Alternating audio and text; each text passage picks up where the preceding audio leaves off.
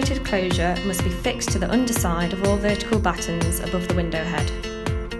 A connection profile must be cut, levelled and fixed into the rear of the window head reveal abutting the window frame. Cut a cedral plank to size, ensuring 20mm of the perforated closure is left visible for ventilation purposes. Slot the cut edge into the connection profile and fix into place with a colour-coded cedral screw. The vertical Cedral Click external corner profiles must be cut to accept the window lintel profile at the required height. The external corner profiles will also support the cedral plank that will be placed above the window. The window lintel profile is then positioned, levelled and fixed using Cedral Click screws.